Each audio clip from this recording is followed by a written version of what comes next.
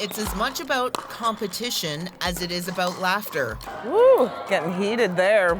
Woo!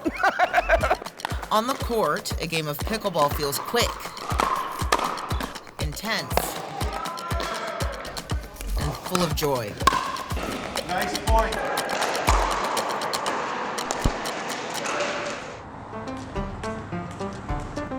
Brad Chapman used to compete in badminton. Now he trains for victory in pickleball. Going to tournaments and just like that adrenaline rush you get from fighting for the win, just super exciting. Brad won the 2022 Canadian National Men's Doubles in his age group. He's hoping to add another trophy, this time at a packed event in Edmonton. This is one of the first tournaments that I've played in as a local tournament with money on the line, and so that always puts a little bit more pressure on to do well. But to claim glory, he'll have to beat Haddo Thule, a silver medalist at the national championships, and a close friend. Knowing how he plays, knowing some of his tells, I think is a very big advantage for me, and for him playing me as well. He can read me just like a book.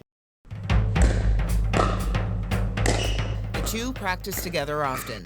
It can be tough to find space, so they use this makeshift court in an industrial warehouse owned by Haddo's employer. Both men want to turn pro, something that is possible in pickleball. But first, they'll have to face off in the final.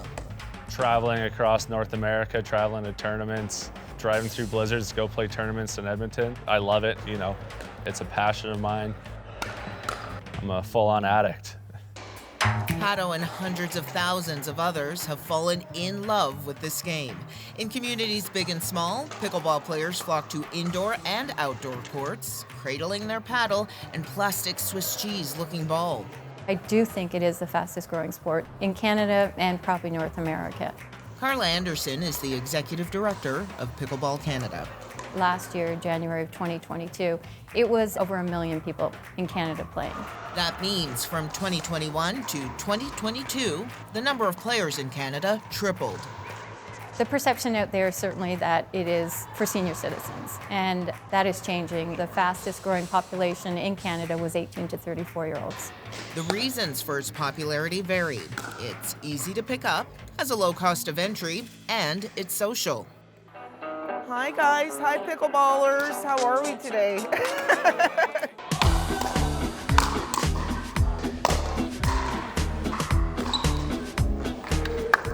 We wanted to check it out for ourselves, so we met up with a group of players at the Etobicoke Olympium in the West End of Toronto. How did you even hear about it? My friends played during COVID. All the indoor facilities got shut down. People resorted to outdoor courts. And I was like, oh, I really want to pick that up.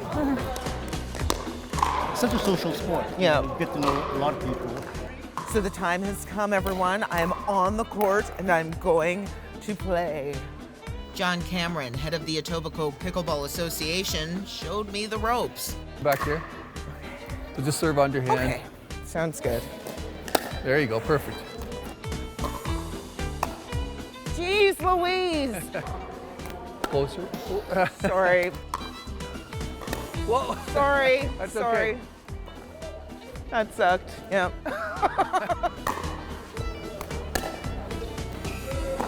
We got a point. Woo! Thanks so much for everything. Wow. Ladies, good game. You guys are so good. Across the country in Victoria, another intense pickleball game is underway. The desire to play on the island has grown exponentially, and Connie McCann spends most of her days trying to find space for her 500-plus members. I wake up thinking that I'm in the middle of a giant snowball and it's rolling downhill and is just getting bigger, and I don't know where it's going. Here you go, Holly. Part of the problem here and other places, there aren't enough courts to meet demand. And the sport just is wild, and municipalities are not really ready for this. I mean, how could they be? So pickleballers have had to be creative and turn empty parking lots and outdoor courts into areas to play, causing friction with traditional sports. What we're seeing is that there are tennis courts that haven't been used. Some of the facilities, their courts might not be filled, and they're changing some of their tennis courts into pickleball courts. Here in Victoria, some players would really like to have all of the tennis courts marked for pickleball, but we need to focus on getting our own space. The battle for space has given way for another growing pain. This. On outdoor courts, the sound of pickleball has triggered clashes between players and residents who find the whack the ball makes when hit way too loud. Complaints have resulted in court cases, fines, and even bans. Last spring, the city of Victoria barred players from this court area because of noise concerns. But Connie and her club weren't having it. They held a pickleball protest at City Hall to fight the decision. We brought it to the attention of the mayor and council, front and center. I think they wanted us to go away. And there's one thing that over 55-year-old people do not do, is go away. And it worked. Connie says they now have a few dedicated courts, and their association raised funds to build a sound barrier. More courts would be a solution for a lot of the issues. Make sure they're not around very populated residence area. We decided to measure the intensity of the sound ourselves, so we brought a decibel reader to the Olympium with us. So we're just gonna eavesdrop on this match here. Okay, so we're starting off at 71.1, so 78.9, 74.8, and back down to where we started in the 60s. To give you perspective, a normal conversation is around 60 decibels, and a ringing telephone is 80, according to the CDC. Folks, this isn't a science, but we're definitely getting some diverse readings here. As the game heats up, so too do the readings. Okay, that enthusiasm, that registered 84.7.